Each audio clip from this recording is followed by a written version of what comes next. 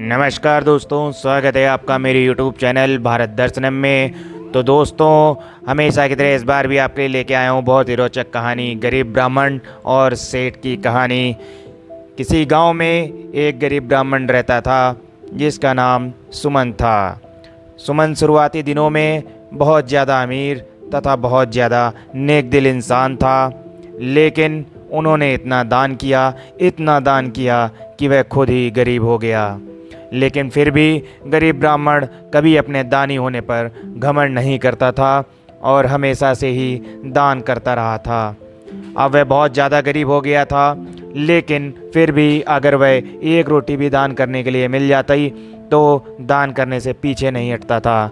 सुमन ब्राह्मण ने सोचा था कि मैं इतना ज़्यादा दान करूँगा तो भगवान मुझे ज़रूर मदद करेंगे। लेकिन फिर भी काफ़ी दिन बीत जाने के बाद उनका कोई पुत्र या पुत्री नहीं हुआ था। फिर भी वह हमेशा से भगवान के नाम पर दान करते आ रहे हैं। सुमन ब्राह्मण की उम्र बहुत ज़्यादा हो गई थी और वह बहुत ज़्यादा बूढ़े हो चुके थे। उनके पास खाने पीने के लिए पैसे नहीं थे।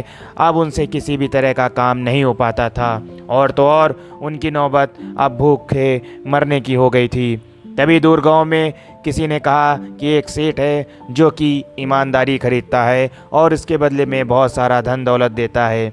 सुमन ब्राह्मण ने सोचा कि मेरे पास तो बहुत सारी ईमानदारी है जिसे बेचकर हम कुछ न कुछ खरीद लेंगे। वह ब्राह्मण उस सेठ के बारे में पता करता है और उस सेठ के पास जाता है अपनी कुछ ईमानदारी बेचने के लिए। जैसे ही वह घर से निकलता है, उसकी पत्नी 4 रोटियां बनाकर बांध देती है कि रास्ते में भूख लगे तो खा लेना। जब वह ब्राह्मण कुछ दूर निकल जाता है तो पहाड़ी पर उन्हें एक तालाब मिलता है। वह तालाब पर बैठ जाता है, विश्राम करता है तथा स्नान करने के बाद अपनी 4 रोटियां निकालकर खाने लगता है। जैसे ही ब्राह्मण अपनी रोटियां खाने के लिए निकालता है कि एक कुत्ता उसके सामने आ जाता है और कहता है कि मेरे बहुत सारे बच्चे भूखे हैं, क्या आप मुझे इन रोटियों को दे सकते हैं? ब्राह्मण उस कुत्ते को एक रोटी दे देता है। एक रोटी खाने के बाद कुत्ता कहता है कि मुझे बहुत ज़्यादा भूख लगी थी, एक रोटी में मुझे कुछ नहीं होने वाला, मुझे दूसरी रोटी भी चाहिए ताकि मेरा पेट भर जाए। और उसके बाद ब्राह्मण दूसरी भी रोटी दे देता है और इसी प्रकार से दूसरी रोटी भी कुत्ते को खिला देता है। सारा खाना कुत्ते को खिलाने के बाद वह भूखे ही आगे की तरफ चल बढ़ता है। आगे चलते चलते वह उस सेठ के पास पहुंच जाता है जो ईमानदारी को खरीद लेता था और उसके बदले में बहुत सारा धन दौलत दिया करता था। जब वह सेठ के पास पहुंचता है तो गरीब ब्राह्मण कहता है कि मेरे पास बहुत सारी ईमानदारी है, क्या तुम मेरे लिए ईमानदारी खरीद कर मुझे कुछ पैसे दोगे? उस सेठ की पत्नी बहुत ज़्यादा पढ़ी लिखी हुई थी। जैसे ही बुढ़ा ब्राह्मण उसके पास पहुंचता है, वह अपनी पत्नी को कहता है कि ज़रा देख कर बताओ कि इनके पास कौन कौन सी ईमानदारी है। तभी उसकी पत्नी इस बात का आकलन करती है और उसकी पत्नी कहती है, यह जो आज एक कुत्ते को 4 रोटियां खिलाई है, यह ईमानदारी इनकी सभी ईमानदारी से बड़ी है। अगर आप खरीदना ही चाहते हैं तो इनसे ये ईमानदारी खरीद लो। सेठ ब्राह्मण को कहता है कि आप आज जो 4 रोटी कुत्ते को खिलाई थी वही ईमानदारी हम खरीदना चाहते हैं। वह बूढ़ा व्यक्ति कहता है कि ठीक है, खरीद लीजिए और इसके बदले में आप मुझे जो दे सकते हैं दे दीजिए। फिर सेठ उसकी ईमानदारी के बदले में बहुत सारी धन दौलत, हीरे मोती निकाल रहे थे। तभी अचानक वह ब्राह्मण कहता है कि रहने दीजिए, मुझे किसी प्रकार का कोई भी धन दौलत नहीं चाहिए और ना ही मैं अपनी ईमानदारी को आपके पास बेचूंगा। उसके बाद वह सेठ कहता है कि ठीक है, आपकी मर्जी, आप बेचें या ना बेचें, इसका फैसला आप ही करना है। फिर वह जिस रास्ते से गया था उसी रास्ते से वापस आने लगता है। रास्ते ही वही तालाब दिखाई देता है जहाँ पर उस ब्राह्मण ने रोटियां खाने के लिए रोटियां निकाली थीं।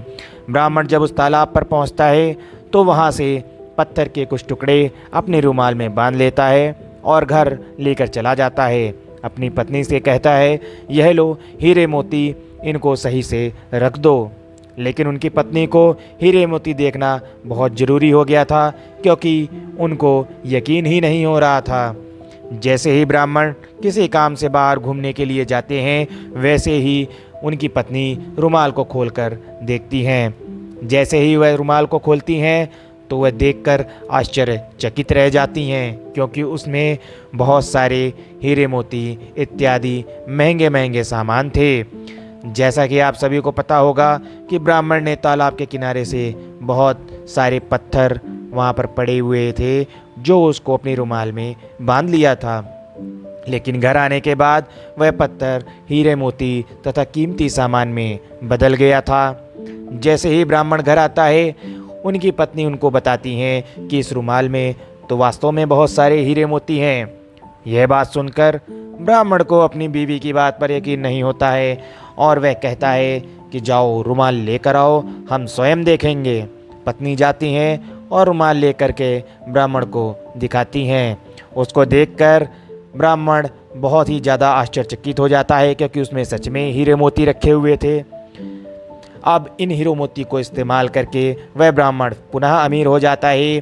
तो दोस्तों, इस धार्मिक कहानी से हमें यह सीख मिलती है कि हमें अपने किसी भी गुणों को बेचना नहीं चाहिए और हमारे द्वारा किया गया कोई भी अच्छा कार्य हमें वापस इसका फ़ायदा ज़रूर देता है। तो दोस्तों, इसी के साथ मैं अपनी इस प्रेरणादायक और ज्ञानवर्धक कहानी का समापन करता हूं। अगर आपको मेरी कहानियाँ अच्छी लगती हो तो मेरे चैनल को लाइक, शेयर और सब्सक्राइब करना ना भूलें।